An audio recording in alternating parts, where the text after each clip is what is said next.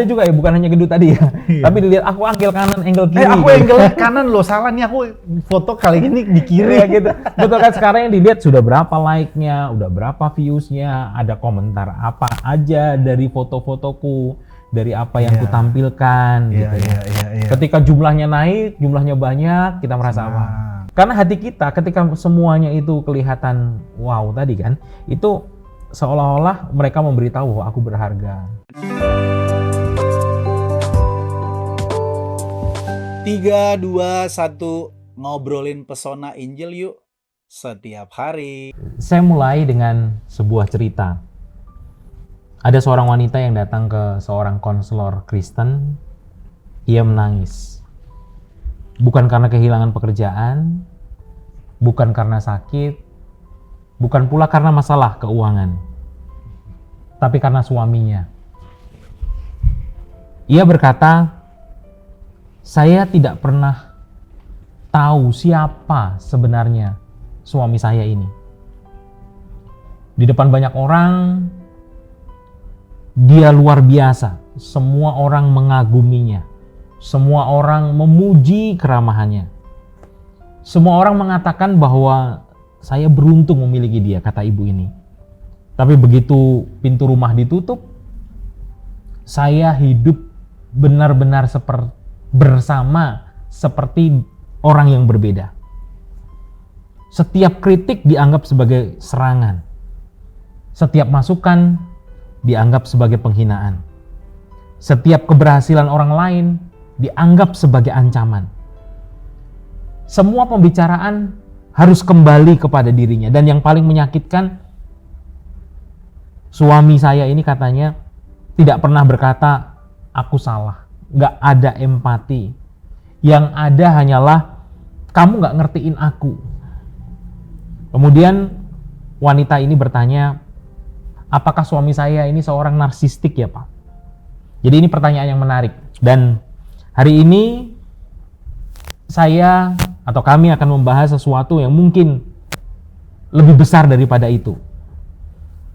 Bagaimana jika masalah terbesar kita bukan bahwa kita hidup bersama dengan seorang yang narsistik, tapi justru bagaimana jika masalah terbesar kita adalah bahwa kita ini adalah seorang narsistik, bahwa kita adalah seorang narsistik kecil yang hidup di dalam hati kita sendiri. Nah, hari ini kita akan membahas NPD dan Injil.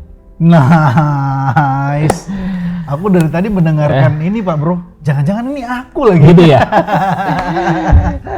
Buat saudara-saudari semua pencinta Igrea Ngopi ini, kita hari ini akan membahas satu topik yang umum, tapi ini jauh lebih dalam mau kita bahas dengan Pak Pastor Daniel, dengan Pak Bro saya, NPD. Sebenarnya NPD ini kan sebenarnya udah umum, maksudnya umum itu di TikTok ada, di Facebook ada, di IG ada, bahkan ciri-ciri orang NPD itu kemudian di beberapa orang dipakai untuk nyinggung temennya, atau ini pasti lu nih seperti ini nih, atau enggak bikin story untuk supaya suaminya lihat, istrinya lihat, atau saudaranya lihat, atau temannya lihat. Sebenarnya mungkin pertanyaan mendasar gini, apa sebenarnya NPD itu Pak Bro? NPD ya. NPD. Boleh kasih. Jadi secara psikologis memang NPD itu adalah, kalau singkatannya ya, Narcissistic Personality Disorder. Oke. Jadi memang dia bisa dikatakan gangguan kepribadian gitu ya, yang namanya narsistik. Baik. Nah, ini sebetulnya adalah kondisi di mana seseorang itu merasa bahwa dirinya itu sangat besar. Kalau dalam bahasa Inggris kita bilangnya grandiosity gitu ya. Dia merasa dirinya wah gitu ya, orang besar, orang hebat. Terpusat semua ke dirinya. Betul. Jadi dia itu butuh untuk dipuji terus-menerus. Haus validasi kalau kata orang. Betul, haus validasi. Terus tapi kelemahannya adalah dia juga kurang empati, kurang bisa merasakan sesuatu gitu ya secara emosional kepada orang lain atau akan kebutuhan orang lain. Gitu. Tapi ada yang menarik, brother. Itu tadi kan secara psikologis ya. Jadi kita melihat tadi seperti yang brother bilang, itu sering dipakai di media-media sosial untuk nyindir dan sebagainya. Tapi sebetulnya akar terdalam dari NPD itu adalah ini.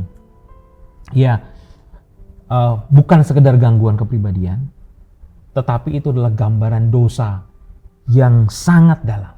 Nanti dulu, tahan dulu. Itu gambaran dosa yang sangat dalam. Bagaimana mungkin gini. Ada banyak orang kan berpikir ini persoalan psikologis. Tuh. Itu sebabnya kita harus datang ke psikolog. Atau minimal kita, kalau dalam bahasa saya sama Mas Hendro itu mengisi tangki seseorang. Bisa saja itu karena kekurangan, bisa saja tidak ada orang yang mengisi tangki cintanya. Ini kan persoalan perasaan, persoalan psikologis. Kenapa Pak berubah ini ke persoalan dosa? Betul. Apa Jadi, maksudnya? Coba kasih penjelasan. Jadi kita membahas bahwa apa yang brother ceritakan tadi itu sebetulnya hanyalah apa yang terlihat di luar. Oke, fenomenanya. Iya, fenomenanya, benar. Ada sesuatu yang ada di dalam yang menyebabkan mengapa seseorang itu menjadi seperti itu. Oke. Dan itulah yang namanya kalau kita bilang akar. Jadi sebetulnya akar dari NPD itu, narsistik itu tadi, itu adalah bahwa kita, atau kalau saya katakan aku juga ingin menjadi pusat segalanya. Gitu, segalanya harus berpusat pada diriku. Oke. Itu yang menjadi soal. Jadi kalau kita mendengar, seringkali kan kalau kita mendengar narsis ini kan kita hubungnya tadi ya orang yang suka pamer gitu ya. Tapi ada juga orang yang memang haus perhatian. Tadi dirimu menyebutkan ada yang haus validasi gitu segala macam ya. Nah, itu sebetulnya hanya apa yang kelihatan. Kalau kita melihat ke dalamnya lagi, ya jadi yang namanya narsisme itu sebetulnya jauh lebih tua daripada media-media sosial yang ada sekarang ini ya. Kalau kita bilang mungkin Instagram, kita bilang TikTok, YouTube, Facebook lebih tua dari semuanya itu. Maksudnya lebih tua memang ini bukan cuman ada di generasi bukan saja milenium sekarang. Betul, gitu. Apalagi mungkin baru masuk nih ke dalam katalog kitab sucinya psikologi ini, saya gitu kan. Betul. Bukan hanya itu, tetapi kalau kita melihat di dalam Alkitab, maka narsisme itu sebetulnya lahir di Taman Eden. Wah, ngeri ini udah mulai. Di Taman Eden, zaman belum ada TikTok, belum ada Facebook, belum ada apa-apa. Justru narsistik itu mulai dari Taman Eden. Dari Taman Eden. Bisa dirimu perdalam, coba. Jadi kalau kita melihat Alkitab di Kejadian pasal 3, ular kan datang kepada Hawa tuh. Oke. Kemudian apa yang ular bisikan kepada Hawa? Kamu akan menjadi seperti Allah. Ya. Jadi perhatikan baik-baik. Jadi godaan pertama itu bukan seks, bukan uang, bukan kekuasaan. Tapi apa? Kamu tidak perlu Tuhan untuk menjadi pusat. Pelan-pelan Pak Bro. Jadi sebetulnya secara sederhana dosanya manusia ini dosa narsistik. Ya. Kalau kita hubungkan itu bahwa manusia betul ingin menjadi pusat. Menjadi pusat. Bukan Allah yang jadi pusat. Allah yang jadi pusat. Tapi dirinya sendiri. Karena kan bisa jadi Allah. Allah kan pusat. Oke. Make sense. Gitu. Terus. Sehingga manusia menyukai itu kan? Ya. Wah, bayangkan nih aku yang menjadi spotlight, ya. Gitu kan? Terus sejak itu dosa itu tidak hanya membuat kita melanggar hukum Allah, tetapi kita ingin mengambil tahta Allah. Kalau kita mau bilang kita mengkudeta tahta Allah itu. Kita mengkudeta tahta Allah. Oke, ini bicara di dalam berarti? Di dalam hati? Dari dalam. Yang kelihatan di luar tadi memang haus validasi, haus ujian. Tetapi semuanya itu berakar di dalam. Bahwa kita ingin menjadi pusat. Bahkan let's say pusat kehidupan. Bahkan bisa jadi seperti Allah ya kan? Tahu membedakan mana yang baik, mana yang buruk sesuai dengan tepat sekali brother ini. Keinginannya. Ya, gitu. Mungkin brother masih ingat ya, seorang teolog kan pernah bilang begini, dosa itu kan adalah manusia melengkung ke dalam dirinya sendiri. Ya. Masih ingat kan? Ya. Jadi manusia kan sebetulnya diciptakan untuk apa? Untuk memandang Allah kan? Betul. Untuk memuliakan Allah kan? Untuk menikmati Allah kan? Gitu kan? Tapi manusia terus kemudian apa? Manusia berdosa ini sibuk untuk memandang dirinya sendiri. Look at me gitu. I am beautiful, I am handsome, I am great, I am good, I am success, Aku mau highlight sedikit Pak Bro, sebelum nanti aku nanya soal budaya kita mesti tarik ke budaya kita saat ini kan. MPD ini apakah tidak terlalu berat gitu kita bawanya itu ke persoalan dosa? Maksudnya kita gini, apakah sesimpel itu kita berkata bahwa MPD itu persoalan dosa? Berarti dengan kata lain semua orang MPD dong? Iya. Pada dasarnya. Pada dasarnya kita semua sebetulnya narsis. Oke. Personal disorder. Personality disorder. Itu bahasa yang lembut sebetulnya. Oke. Kalau kita bicara dosa, itu adalah satu hal yang lebih eksistensial kan, lebih Iya. fundamental. Ya. Ya. Bahwa kita semua itu pada dasarnya mencintai diri kita sendiri, menyukai diri kita sendiri. Ada istilah pergumulan eksistensial, orang itu mau diterima, Betul. mau dimaknai, mau dihargai. Semua orang punya mau pergumulan yang dicintai. sama, bukan? Oke. Jadi maksud aku supaya jemaat atau semua orang yang menyaksikan ini, dia bisa masuk ke satu dimensi pemikiran paradigma bahwa ini tuh bukan persoalan akunya ingin dimengerti, akunya Benar. akunya harus bisa diterima. Ini bukan persoalan itu, tapi ini persoalan adalah akarnya bahwa aku harus di hadapan Tuhan harus mengakui bahwa aku ini orang berdosa. Iya, benar sekali. Jadi kalau begitu bukan sekedar mengakui, oh bahwa aku ini mencintai diriku sendiri. Iya memang kita mencintai diri sendiri, tetapi akar dari Ya. pemikiran itu adalah bahwa kita adalah orang berdosa. Jadi orang berdosa itulah yang membuat segala sesuatu, kalau kita mau bicara personality kita, Siap. rusak. Mungkin masih ingat juga, kalau brother mungkin ingat ya, masih kita mengenal ada istilah disorder love kan. Disorder love, iya kan? betul. Agustinus. Jadi iya, love kita itu kita tidak tujukan pada pribadi yang benar kan. Kita tujukan kepada siapa love-nya? Kepada ciptaan ataupun kepada diri kita sendiri. Ya kita pun adalah ciptaan bukan? ya betul. Gitu, kepada diri kita sendiri. Dan itulah yang menjadikan akar.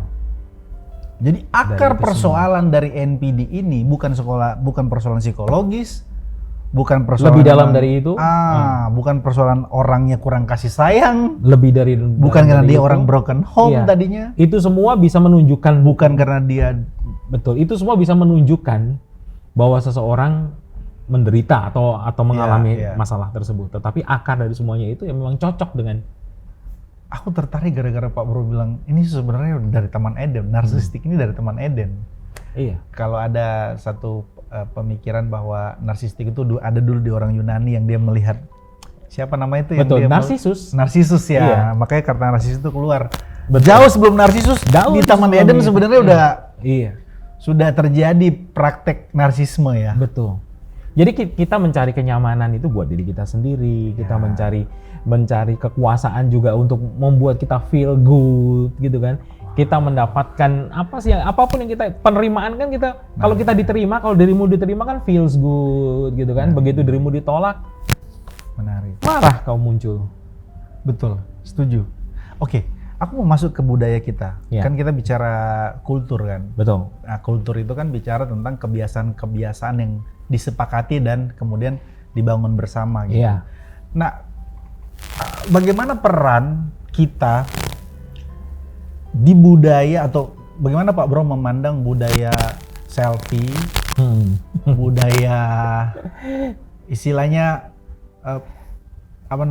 dia jadi pusat, Jadi pusat perhatian jadi ya. pusat perhatian. Akhirnya ada orang yang bisa menyembah manusia. Iya. Ya, jadi kita kan memang hidupnya sekarang ini zaman unik ya. Jadi kalau dulu mungkin sebelum media sosial atau dulu mungkin lebih tua lagi ya, kita selalu memikirkan gini, apa sih yang Tuhan pikirkan tentang saya gitu ya. Tapi sekarang ini kan pikiran kita lain. Apa yang followers pikirkan tentang gua? Iya ya, benar juga tuh. Gitu kan? Jadi kalau dulu kita Dulu selalu kita mikirnya begitu ya. betul, kita mencari wajah Tuhan, Kita mikir, perkenanan Tuhan. apa maunya Tuhan dalam hidup gue? Kalau Iya kan? sekarang kita mikir apa nanti kata followers? Itu kan? Gitu. Sekarang kita mencari apa? Bukan mencari wajah Tuhan, bukan mencari Tuhan, tapi kita mencari likes. Wah. Gitu. Hai para mencari likes, Nah, mencari mungkin validasi di pertanyaan sosmed. selanjutnya kalau gitu, boleh nggak sih sebetulnya selfie kan? Jadi bukan masalah selfie-nya, bukan masalah bikin kontennya, gitu kan? Semuanya itu normal, Ya. ya bukan fotonya, tapi yang menjadi masalah adalah hati jadinya kan gitu. Bahkan kalau kita lagi foto rame-rame, pertama kali yang dia lihat Itu udah jelas ya kan? pasti fotonya ya kan. Betul. Ulang lagi. Setelah itu dilihat apa Kayaknya lagi? gendut deh. Udah berapa likes-nya? Oh, Ya kan? iya. Oh, ada juga ya, bukan hanya gendut tadi ya. Tapi dilihat aku angle kanan, angle kiri. Aku gitu. angle kanan loh, salah nih aku foto kali ini di kiri. Ya gitu. Betul kan, sekarang yang dilihat sudah berapa like-nya, udah berapa views-nya, ada komentar apa aja dari foto-fotoku, dari apa yang Iya. kutampilkan gitu ya. Iya. Ketika jumlahnya naik, jumlahnya banyak, kita merasa apa? Kita merasa senang, kita merasa hidup, begitu kan? Jadi kenapa kita begitu? Karena hati kita ketika semuanya itu kelihatan wow tadi kan, itu seolah-olah mereka memberitahu bahwa aku berharga, aku cantik, aku sukses, aku penting. Gitu. Nah, itu tadi pergumulan eksistensial tadi ya. Eksistensial berkaitan dengan itu. Jadi kita mesti disclaimer bahwa ngupload foto, selfie dan lain-lain itu hal yang normal kan Pak? Normal. Gitu. Itu Betul. bukan sesuatu yang kita tidak sedang berkata, jangan selfie, nanti kamu narsis. Betul, gitu ya. Itu hal yang normal, tetapi hati kita ketika tadi melihat semuanya baik ya, views-nya baik, komentarnya baik, yang muncul di kita adalah aku pengen lagi nih. Buat apa lagi ya? Iya. Buat bikin apa lagi ya? Bahkan ada yang sampai menghalalkan segala Betul. cara supaya viral. Supaya viral, supaya FYP dan seterusnya, gitu kan?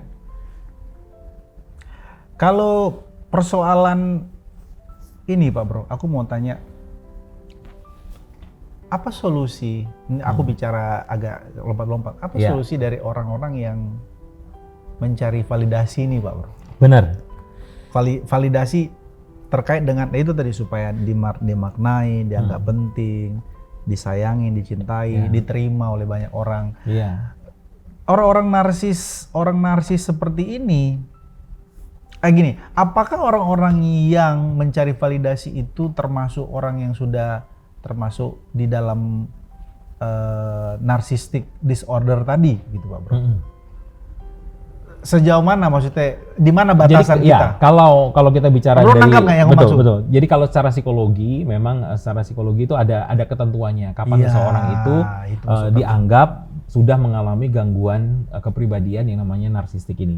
Ya, Ada ketentuannya. sip. Sudah mungkin sekian lama dia mengalami ini gitu ya. Tapi yang saya lihat, yang saya mau highlight adalah gejalanya.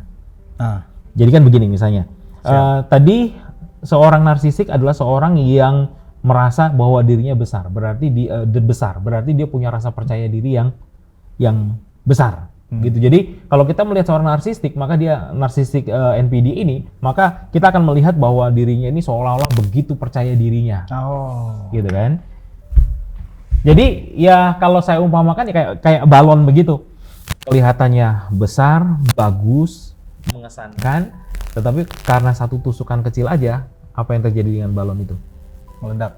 Pecah. Meletus balon hijau. Langsung meledak, gitu kan?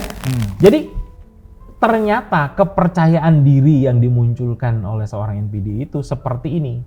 Seperti balon tadi. Misalnya nih contoh, satu kritik kecil aja, Ya, dia langsung marah. oke. Satu komentar negatif saja, Ya, dia langsung down. Satu penolakan saja, dia langsung defensif. Merasa ditolak, bahkan langsung serang balik. Kamu juga begitu. Oke. Begitu disentuh Bagian egonya atau bagian egonya, atau ya bagian berhalanya kalau kita Berhalanya, bilang, ya, kalau yang bahasa ada di kita dalam berhalanya. hatinya itu. Karena apa? Karena identitas dia, siapa dia itu ditentukan oleh orang lain. Apa pandangan orang, apa pendapat Wow, orang menarik lain. nih, cara identitas.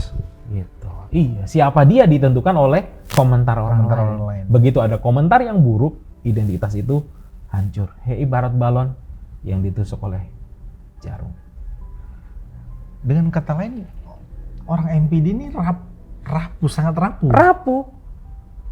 Tapi Jadi- terlihat di sisi lain dia percaya diri, Pak Bro. Betul. Jadi dengan kata lain bahwa kepercayaan dirinya itu didasarkan pada sesuatu yang kosong. Ah. Jadi misalnya gini, jika identitas saya bergantung pada kecantikan, saya akan takut tua. Hah? Ibu-ibu. Benar bukan? nona-nona, Kalau identitas kita didasarkan pada kecantikan ataupun kita, kegantengan. betul, aku pun kegantengan sama. Kita takut tua, betul. Betul. Jika identitas kita itu bergantung pada prestasi, takut apa? Takut gagal. Takut gagal. Kalau identitas kita bergantung pada pujian, kita akan takut kritik. Wah, menarik. Kalau segala sesuatu itu kita dasarkan identitas kita didasarkan pada sesuatu yang gampang berubah, itu kira-kira gimana? Situasional, kondisional ya. Dan bergantung pada sesuatu yang ada di luar, Luar. bukan sesuatu yang ada di dalam diri kita. Wow. Boleh tambahkan Pak Bro, ada lagi nggak? Jadi akan muncul banyak ketakutan. Jadi seolah-olah tadi merasa dirinya grand gitu ya, merasa Iya. dirinya besar. Iya. Tapi akan banyak ketakutan muncul di dalam diri seorang NPD ini, di dalam diri kita. Sebetulnya di dalam diri kita kan kita melihat ini kan. Kita tidak melihat sesuatu yang Ya, yang aku juga dari tadi yang istimewa, wow, agak ini speechless orang tuh ini karena siapa gitu kan. aku melihat kayaknya aku deh ini. Aku kayak mungkin Bapak Ibu Saudara mendengarkan apa yang dikatakan oleh Pak Bro ini, Iya. mungkin sebagian juga kayaknya itu aku deh. Pak Bro, kenapa orang MPD itu tidak tahu kalau dia MPD? Menurut Pak Bro apa? Karena kalau menurut saya ya, Mm-mm. karena dosa itu sangat mudah menipu kita. Artinya kalau bahasa Jawanya itu, sorry ya bahasa Jawa. Saya coba cari padanannya dulu dalam bahasa Indonesia. Nanti ya. tolong Om Ivan ditranslate. Dosa itu sangat mudah untuk nyaru. Dia sangat. Kalau itu aku ngerti. Apa nyaru? Nyaru itu bias. Ya bisa Jadi, bisa disebut bias. Jadi dia jadi hampir- mudah menutupi dirinya Iya. seolah-olah baik, menyenangkan, indah Betul, aku ngerti kalau nyaru. gitu. Tetapi itu semua tipuan. Karena begitu kita dapat itu gitu ya. Kita mendapatkannya hanya sementara. Iya, nikmat sementara. Kenikmatannya sementara. Rasa bahagianya sementara. Mm-mm. Ya kalau bahasa Yeremia itu hati kita tuh licik.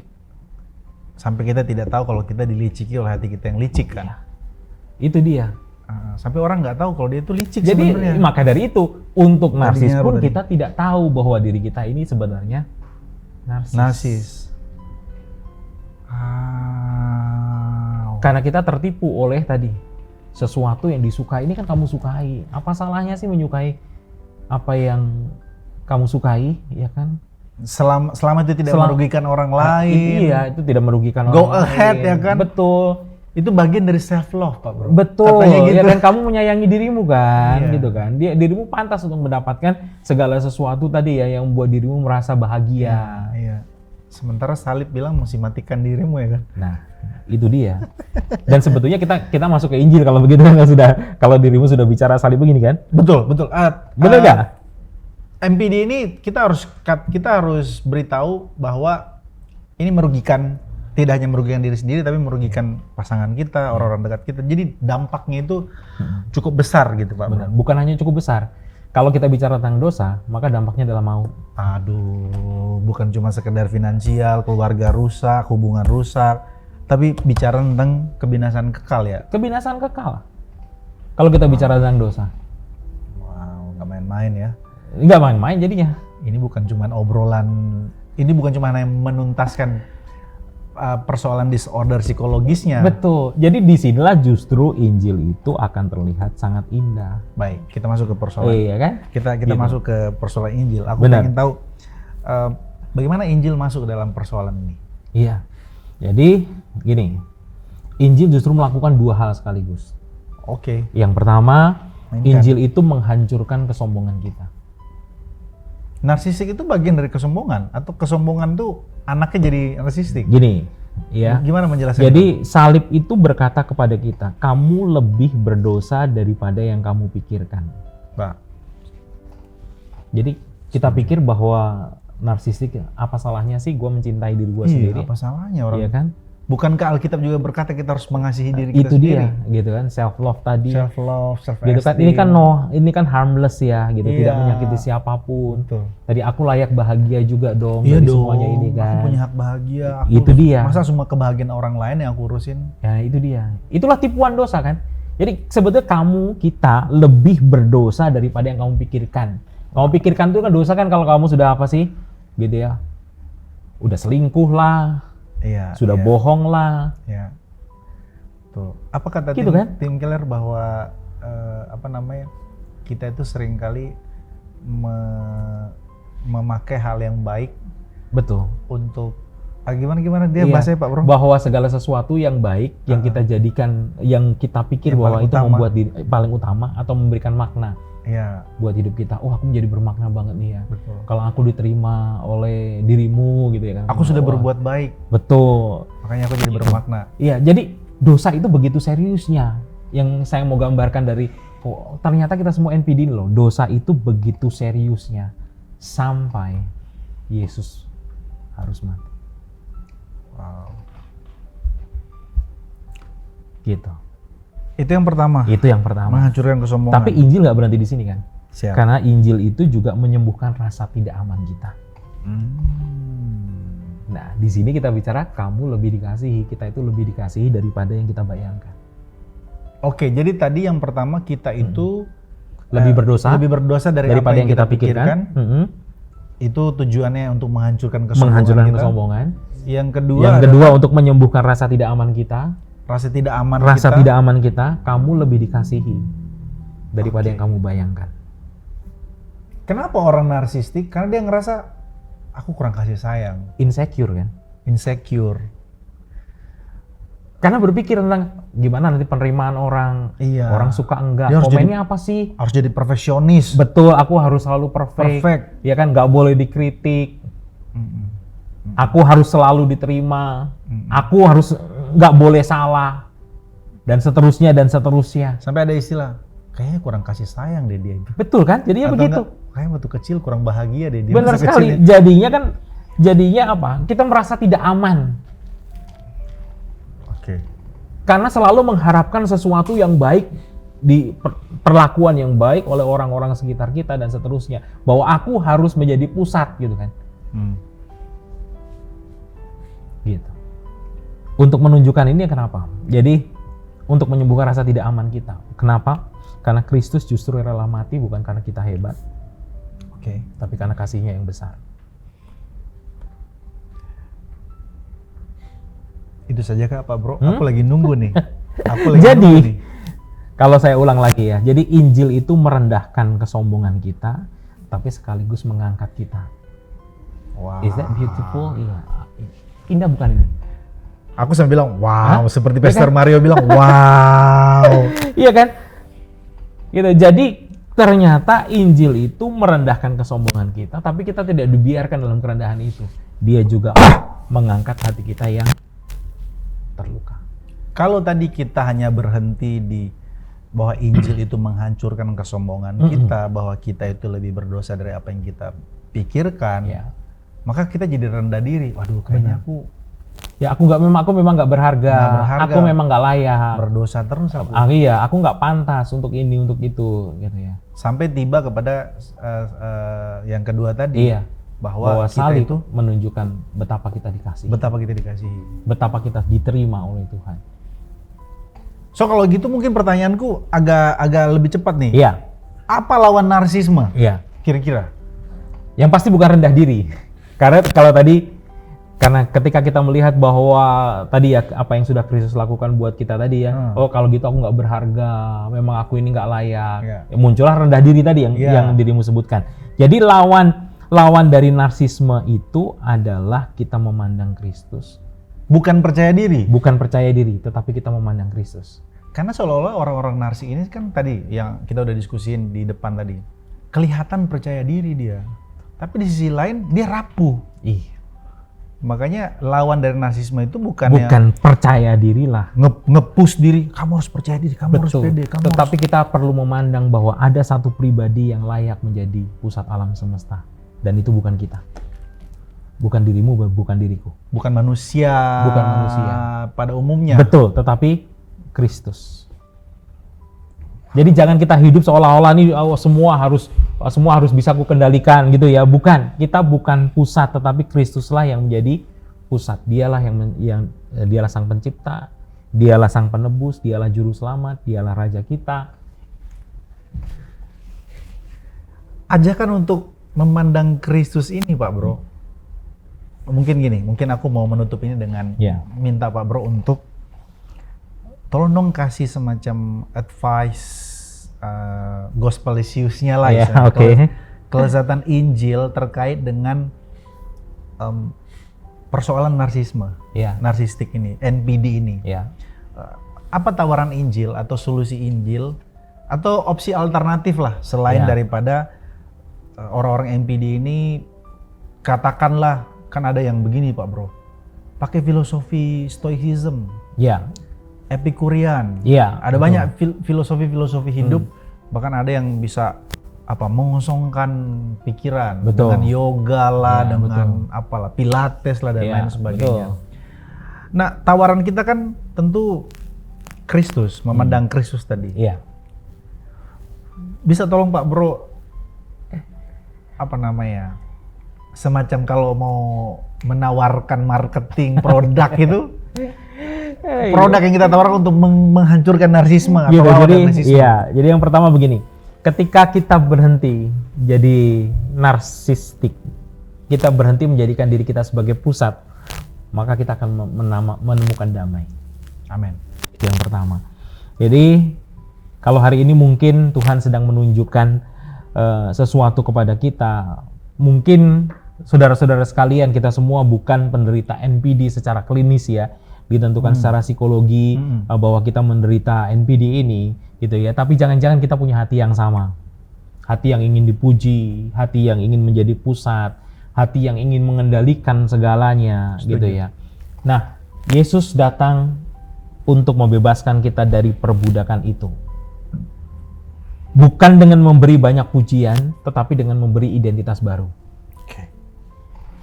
Karena di dalam Kristus begitu ya, saya tidak perlu jadi luar biasa. Di dalam Kristus itu saya hanya perlu menjadi milik Kristus. Saya tidak perlu jadi pusat perhatian karena saya sudah diterima oleh Sang Raja Alam Semesta.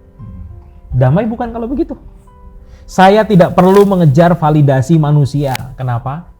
Karena saya sudah divalidasi sebagai anak Allah. Bukankah damai hidup kita? Jadi ketika kita menemukan Kristus menjadi pusat itu, maka hidup kita akan damai. Jadi kalau narsisme itu berkata begini, lihat aku, kagumi aku, puji aku, harus nurut aku, semua pokoknya harus aku nih pokoknya, lihat aku gitu ya. Tapi Injil berkata lihat Kristus, kagumi Kristus, sembah Kristus. Dan saat Kristus menjadi besar, kita akhirnya akan dibebaskan dari kebutuhan untuk membesarkan diri sendiri. Wow. Gitu kira-kira. Mantap.